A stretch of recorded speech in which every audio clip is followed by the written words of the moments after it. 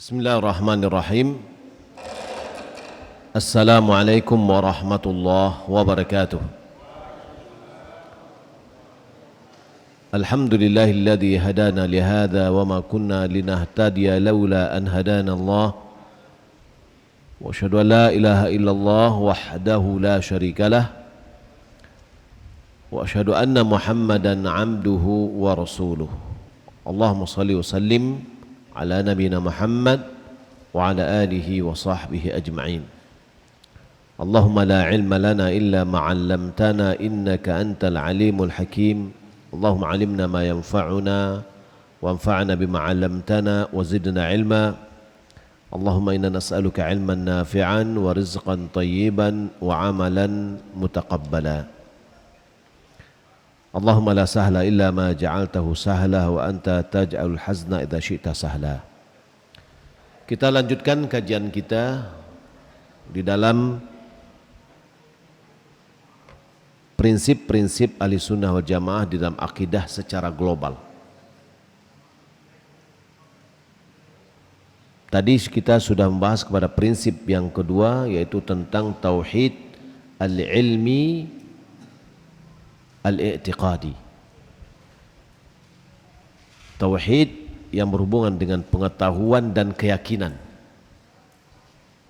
yang bersifat pengetahuan dan keyakinan. Yang ketiga, at-tauhidul iradi at-talabi. Tauhid yang bersifat keinginan dan permohonan.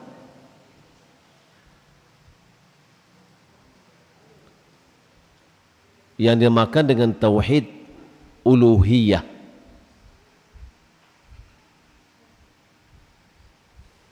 Yaitu mengesahkan keinginan kita hanya kepada Allah.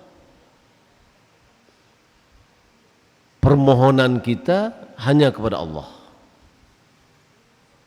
Itu namanya dengan tauhid uluhiyah, yaitu mengesahkan yang diibadati. Mengesahkan yang diibadati.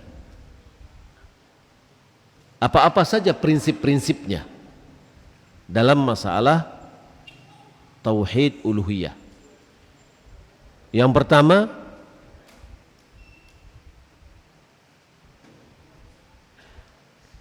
Allahu wahidun ahad. Allah satu esa.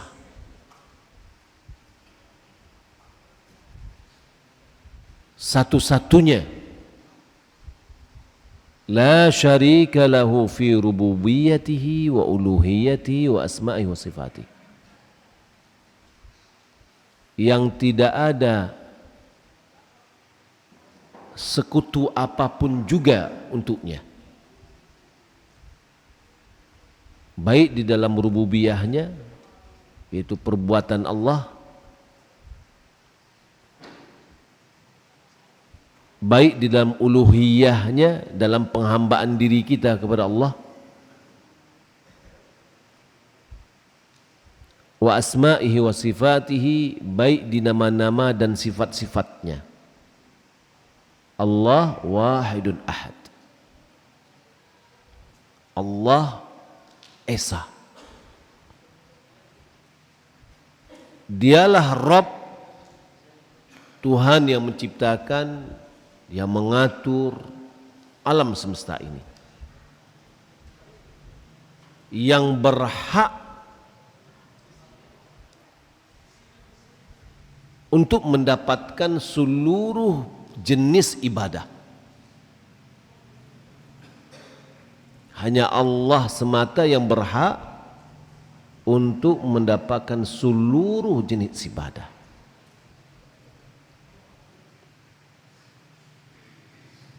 Jadi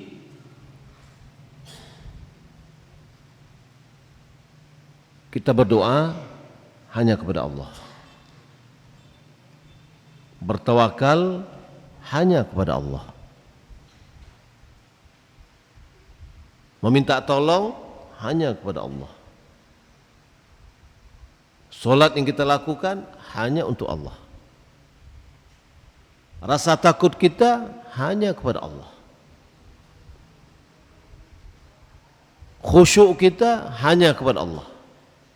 Seluruh ibadah kita hanya kepada Allah. Satu yang dituju. Berbeda dengan orang-orang musyrikin. Orang-orang musyrikin ketika dia berdoa kepada si A, minta tolong ke si B, kata tolong si C, ya, atau dia sandingkan atau tandingkan Allah dengan yang lain. Itu orang-orang musyrikin.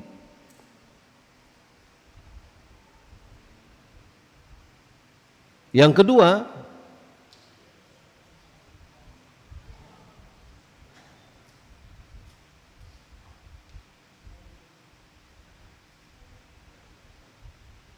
apapun dari segala jenis ibadah, apapun dari segala jenis ibadah, seperti berdoa, istighatsah. Istighatsah itu minta dikeluarkan dari kesusahan. Isti'anah, minta tolong. Bernazar, menyembelih. Tawakal, takut, harap, rasa cinta, dan yang lainnya dari seluruh jenis ibadah, memberikannya kepada selain Allah adalah syirik. Apapun dari segala jenis ibadah, salat, puasa, zakat, doa, rasa takut, rasa harap, rasa cemas dan seterusnya, memberikannya kepada selain Allah adalah syirik.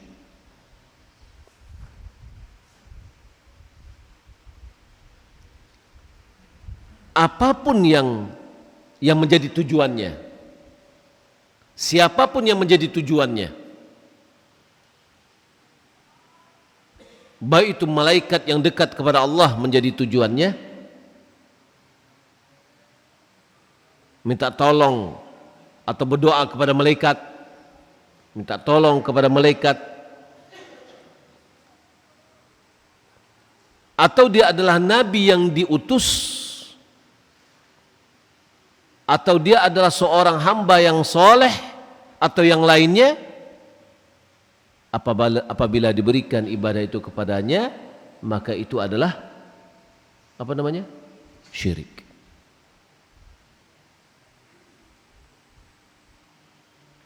Selama ibadah itu diberikan kepada selain Allah, siapapun tujuannya, termasuk walaupun tujuannya misalkan Nabi Muhammad,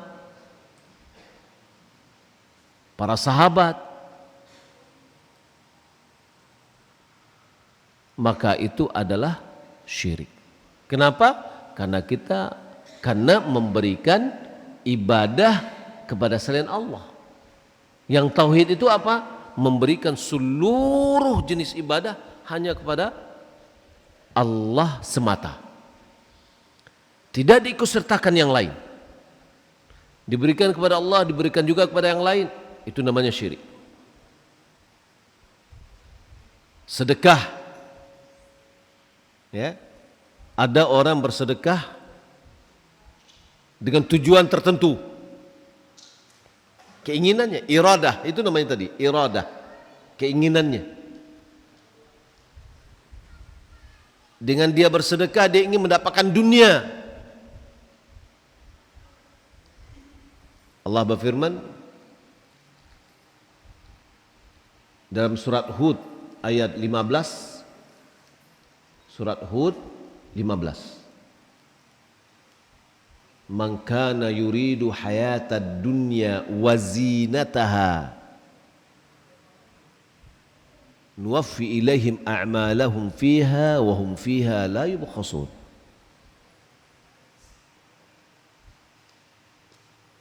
Siapa yang menginginkan kehidupan dunia dan perhiasannya, jabatan, kedudukan, kekayaan,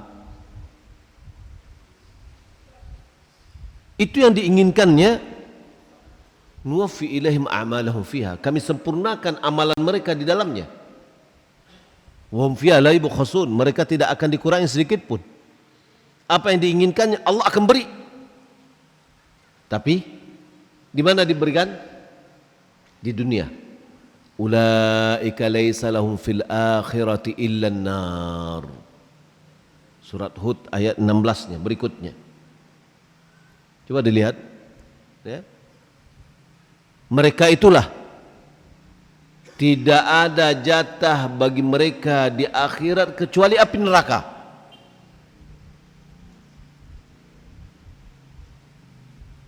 Kenapa? Karena pahala amalannya sudah diberikan oleh Allah di dunia. Di akhirat dia tidak dapat lagi. Lalu kalau nggak dapat di akhirat, ya api neraka dia dapat.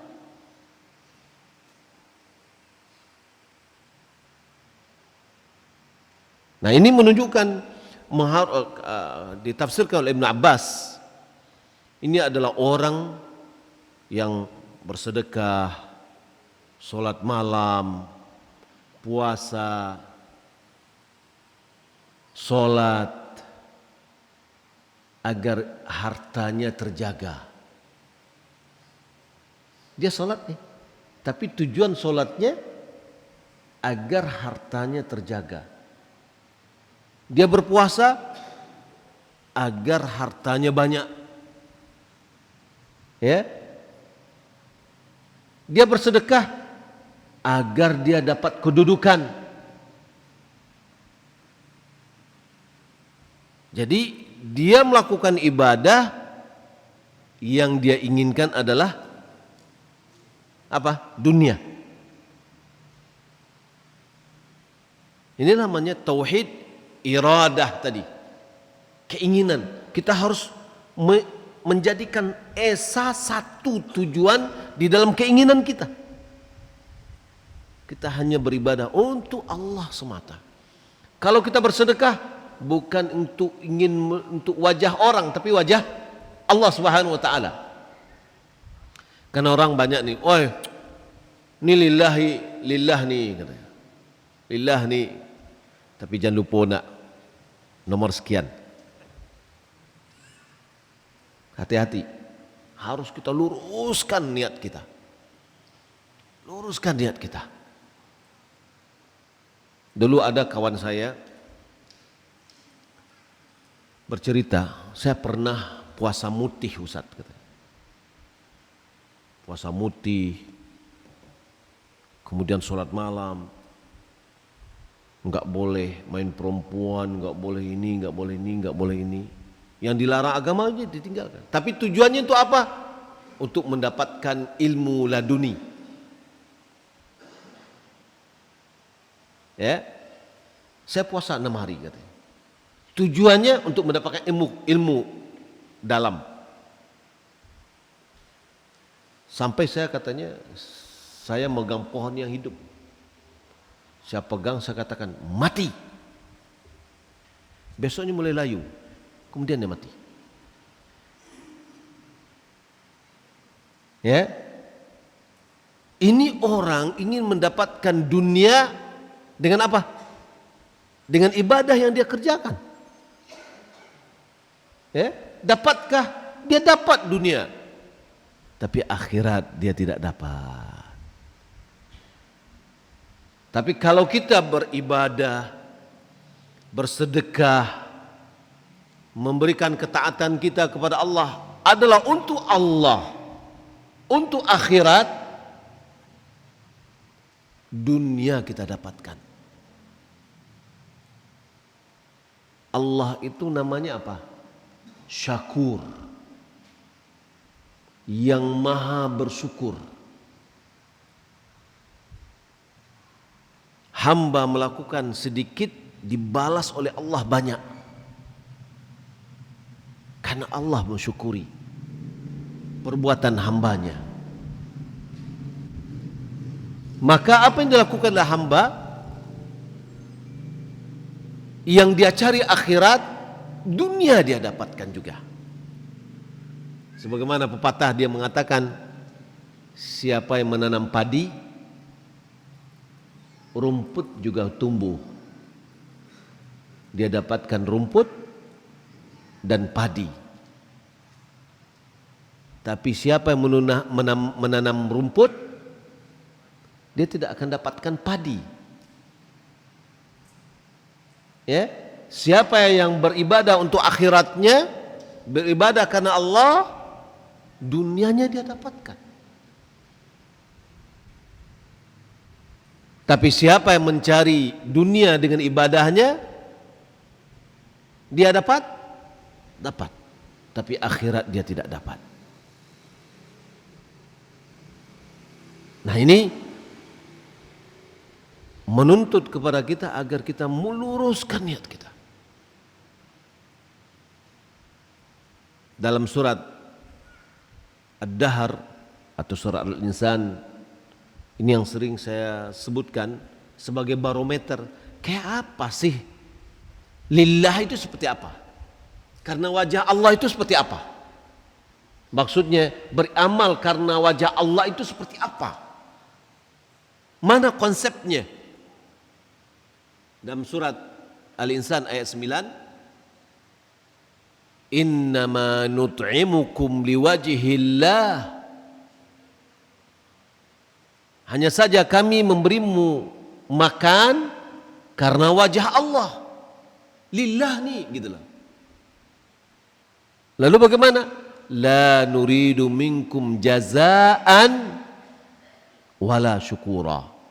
Kami tidak mengharapkan darimu balasan, feedback, pengembaliannya, wala syukuran, tidak juga ucapan terima kasih. Kita memberi orang, misalkan ada tetangga atau siapa, kita kasih 2 kali kasih, 3 kali kasih, kita katakan ini basa-basinya kering sekali nih. Sudah 5 kali kita kasih, enggak pernah ada balas. Wah, ini terlalu kelebihan ini, kan gitu kan? Nah, berarti kita bukan lillah. Karena lillah itu tidak mengharapkan balasan. Kita mengharapkan dari Allah saja, bukan dari dia. Atau kita mengatakan, sudah 4 kali saya mengasihi dia, satu pun ucapannya nggak pernah keluar dari mulutnya ucapan terima kasih. Berarti kita memberi pengen dihargai, kan gitu ya. Sementara ayat mengatakan la nuridu minkum jazaan wala syukuran. Kami tidak mengharapkan balasan, tidak juga ya penghargaan. Nah, ini bagaimana kita bisa sampai ke tingkat ini? Ya harus kita latih terus, harus kita berilmu, kita perbaiki hati kita. Bagaimana betul-betul ibadah yang kita lakukan ini karena Allah semata.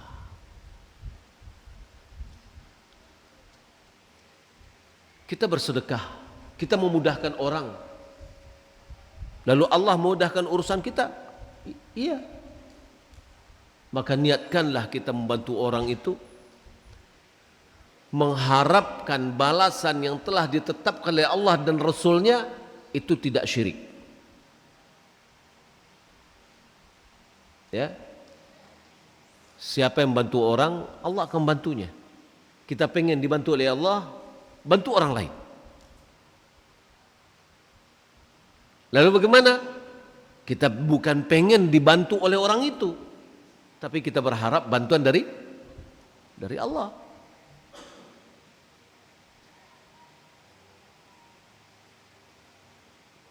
Taib. Yang ketiga,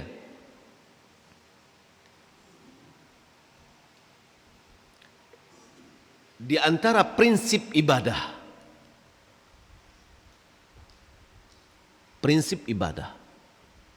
bahwasanya Allah diibadati dengan 3 unsur. Dengan rasa cinta,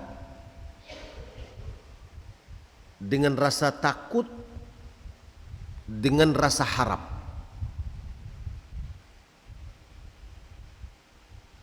Berbarengan dan seiring ketiganya.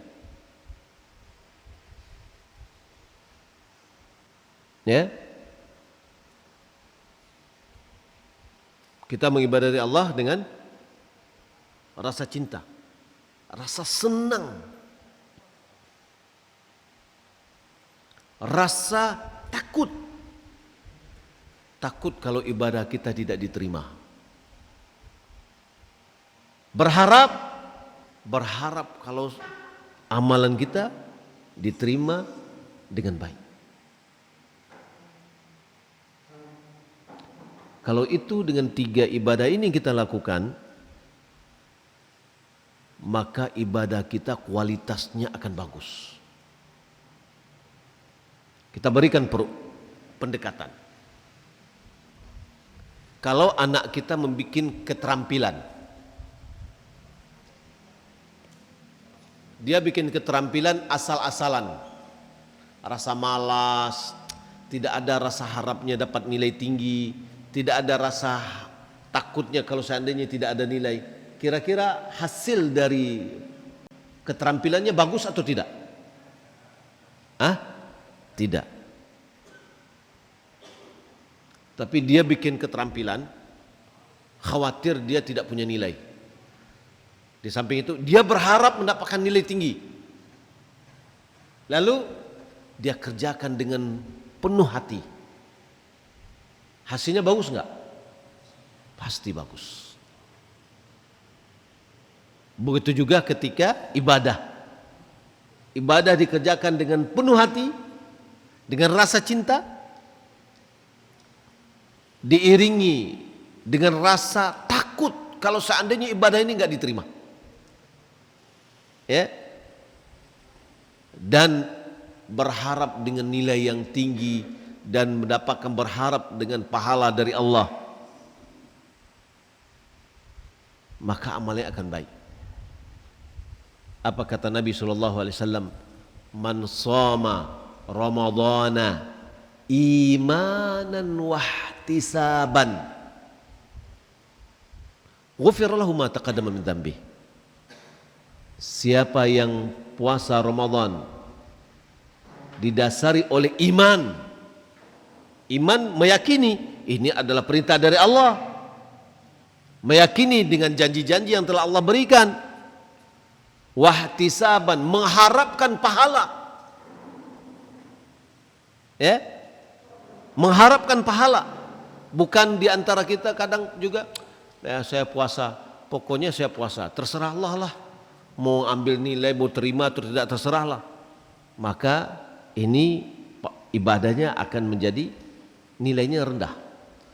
Tapi coba kalau seandainya saya mau pengen puasa saya nilainya bagus.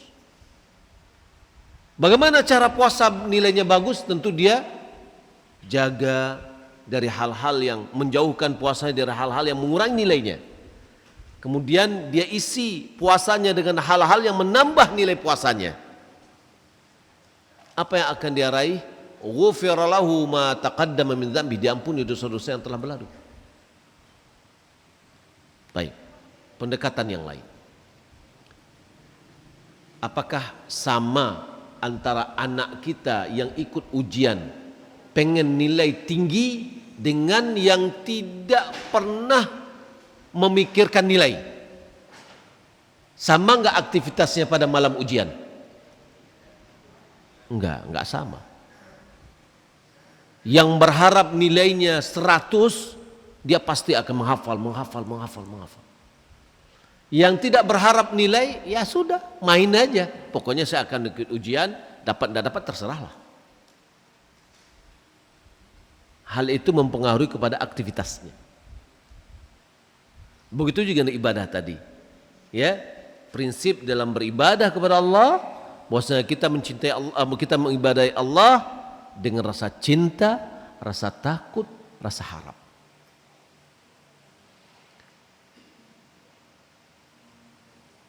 Mengibadati Allah dengan sebagian ini,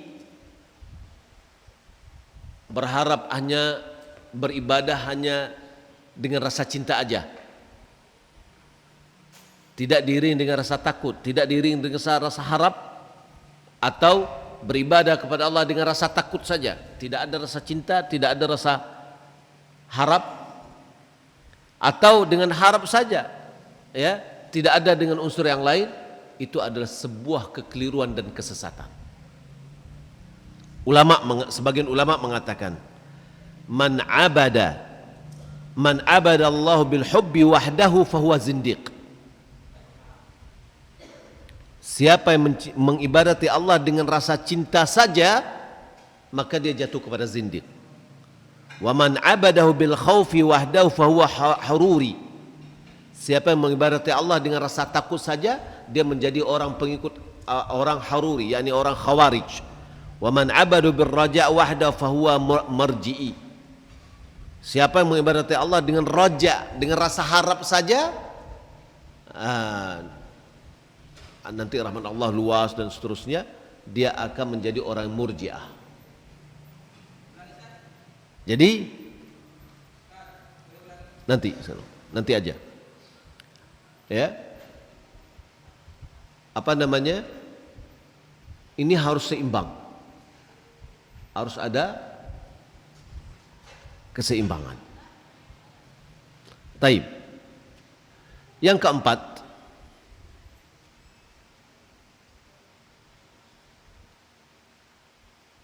menerima dan ridha serta memberikan ketaatan yang mutlak kepada Allah dan Rasulnya. Betul-betul taslim kita, penyerahan diri kita, penerimaan kita terhadap hukum Allah dan Rasulnya, keridhaan kita dan ketaatan kita yang mutlak kepada Allah dan Rasul.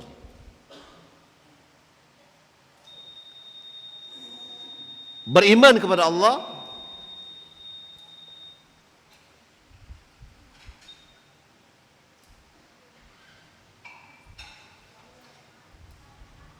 sebagai hakam yang menetapkan hukum, merupakan bagian dari iman kepada Allah sebagai dia adalah Rabb dan ilah yang diibadati. Yani kita menerima ketetapan Allah, kita ridha dengan ketetapan Allah, kita taati Allah dalam aturan-aturannya. Ini adalah bagian dari tauhid iradi wat talabi. Ya. Maka tidak ada lagi kita mengikuti syariat selain dari syariat Nabi Muhammad. Tidak ada syariat yang lain lagi, hanya syariat Nabi Muhammad. Maka ketika kita mengatakan ridha, raditu billahi rabba wa bil islami dinan wa bi Muhammadin sallallahu alaihi wasallam nabiyya. Raditu, aku ridha. Apa makna ridha? Aku merasa cukup. Misalkan ada orang ngasih, ya, atau kita sebagai kepala keluarga ngasih uang kepada istri, kita kasih uang. Ridho nak, saya ridho, tapi tambah stek. Itu enggak ridho namanya. Ridho itu adalah menerima, merasa cukup dengan pemberian itu. Raditu billahi rabbah Aku merasa cukup Allah sebagai Rabb. Tidak perlu lagi cari yang lain. Ya, tidak lagi kita meyakini yang lain. Wabil Islami dinan, dan ridha dengan Islam sebagai agama. Tidak cari lagi ideologi selain daripada Islam. Tidak mencari akidah lagi yang lain lagi daripada akidah Islam. Ya, yang mana sumber agama ini adalah Al-Quran dan Sunnah. Sudah merasa cukup dengan Al-Quran dan Sunnah, nggak perlu lagi mencari sumber yang lain. Itu namanya kita mengatakan ridha. Allah Subhanahu wa ta'ala juga mengatakan wa raditu lakumul Islam madina. Aku sudah ridhai bagimu Islam sebagai agama. Wa bi Muhammadin rasulan. Wa bi Muhammadin nabiyya, ya. Dan dengan Nabi Muhammad sebagai nabi. Kita sudah rasa cukup. Hanya nabi yang kita ikuti, tidak yang lain. Bapak, saudara-saudara, mengikuti perkataan saya, murni perkataan saya, enggak dapat pahala. Meninggalkan perkataan saya enggak dapat dosa. Tapi kapan perkataan saya bisa diikuti? Apabila perkataan itu berkesesuaian dengan Al-Quran dan Sunnah. Ya, makanya Imam Malik dia mengatakan kullun yu'khadhu min qawlihi wa yurad. Masing-masing perkataannya bisa diambil dan bisa dibuang. Illa sahibu hadzal qabr, kecuali yang ditanam di kuburan ini. Siapa? Rasulullah sallallahu alaihi wasallam. Rasulullah perkataannya diterima, tidak ada yang dibuang. Ya? Kalau kita membuang perkataan Rasulullah, berdosa kita. Dipertanyakan kesaksian kita, wa asyhadu anna Muhammadar Rasulullah. Karena konsekuensi dari perkataan wa anna Muhammadar Rasulullah, Muhammad itu adalah utusan Allah, ada 4 konsekuensinya. Pertama, membenarkan apa yang diberitahukannya, mengimani, meyakini apa yang disampaikannya. Yang kedua, mentaati apa yang diperintahnya. Yang ketiga, meninggalkan apa yang dilarang. Yang keempat, tidak mengibadati Allah kecuali apa yang disyariatkannya. Karena kita mengatakan bahwasanya aku bersaksi Muhammad itu adalah utusan Allah.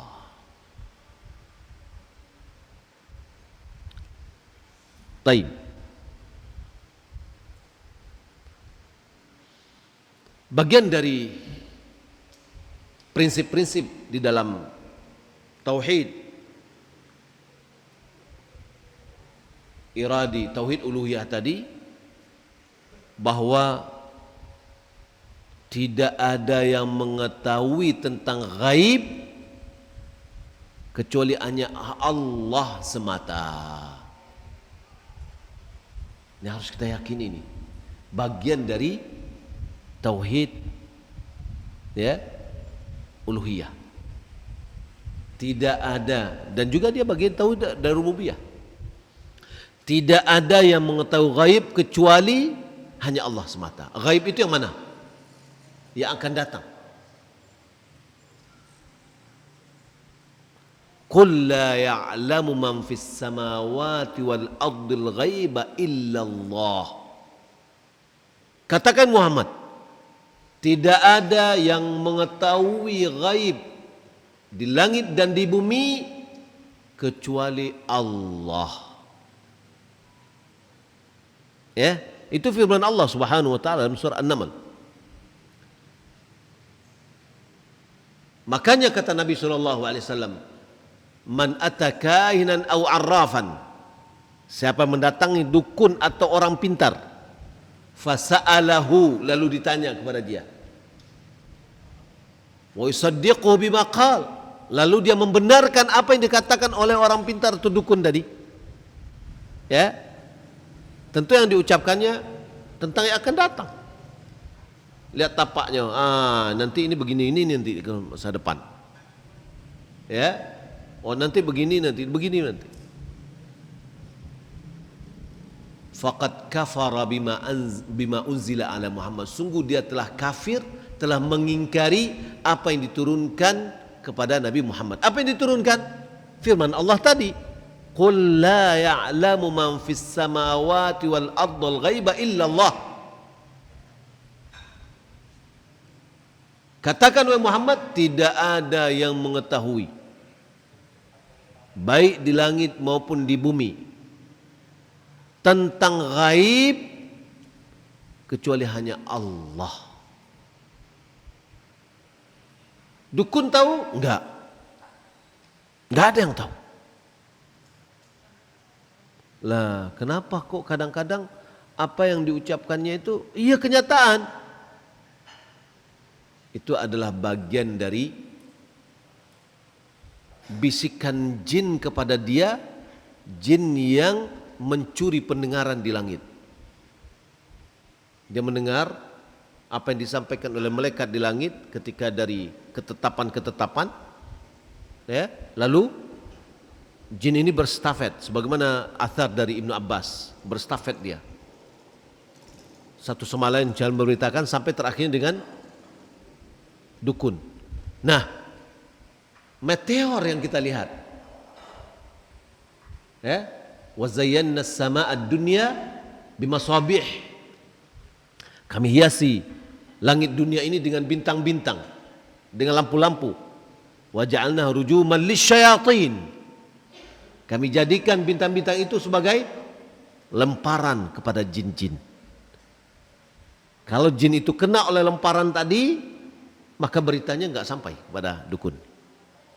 Yang tidak kena, ya, itulah berita yang sampai ke dukun.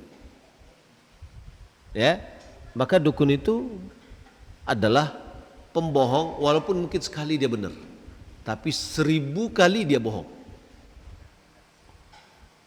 Ya, maka ketika kita mendatangi dukun, percaya apa yang diramal oleh dukun, ya, berarti kita telah mengingkari firman Allah yang kita sebutkan tadi, bahwasanya tidak ada yang mengetahui ghaib kecuali hanya Allah semata. Meyakini ada seseorang selain daripada Allah mengetahui ghaib, itu sebuah kekufuran. Ya.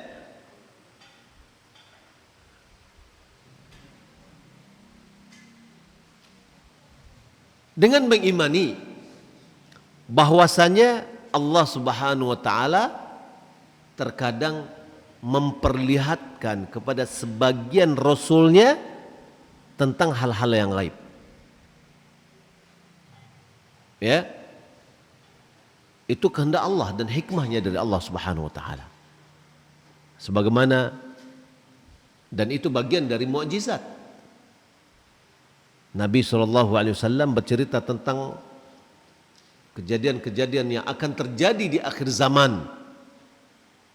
Ya, itu tidaklah dari hawa nafsunya, tapi itu adalah wahyu yang diwahyukan kepadanya.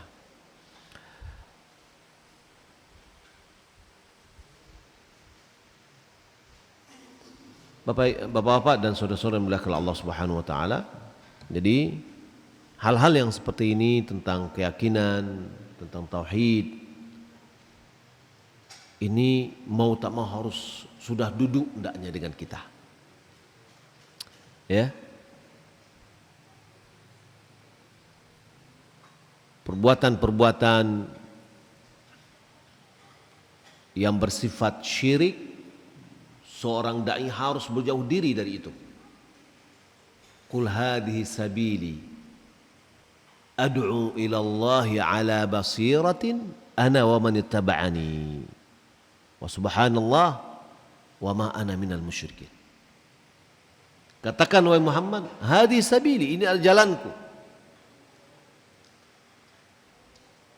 yang aku mengajak manusia kepada Allah di atas ilmu, di atas pemahaman yang benar. Ana wa man ittaba'ani, aku dan orang-orang yang mengikutiku. Wa subhanallah, dan maha suci Allah. Wa ma ana minal musyrikin, aku tidak termasuk orang-orang yang berbuat syirik. Di sini ulama mengatakan bahwa yang pertama, seorang dai hendaklah dia mengajak manusia kepada Allah, bukan kepada dirinya. Dan ini tipis, benang merahnya tipis sekali antara mengajak kepada diri dengan mengajak kepada Allah. Ya. Yang kedua, kita mengajak orang harus didasari oleh ilmu, pemahaman yang benar. Mengajak orang dengan ilmu.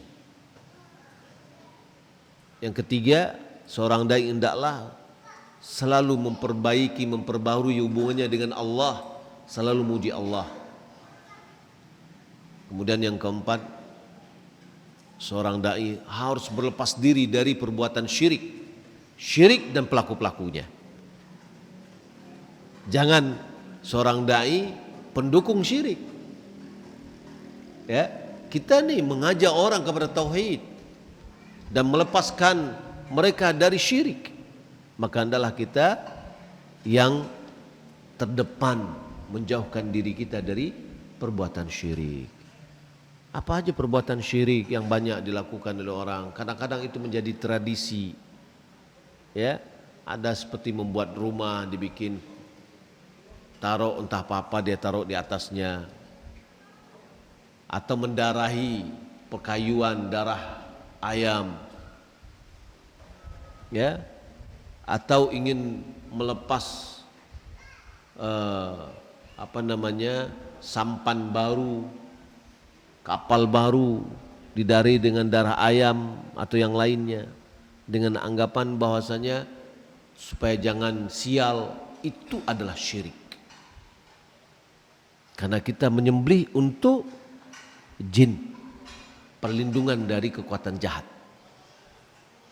Ya. Maka ini perlu kita pahamkan kepada masyarakat kita, yang sebelumnya tentu kita harus lebih paham dulu. Nah, ini sebagian dari prinsip-prinsip yang kita pelajari, mudah-mudahan bermanfaat, ya. Sallallahu Muhammad wa ala alihi wa sahbihi ajma'in. Karena sudah masuk waktu, kita adzan. Ya, mungkin demikian. Ya, sallallahu Muhammad wa ala alihi wa sahbihi ajma'in. Assalamualaikum warahmatullahi wabarakatuh.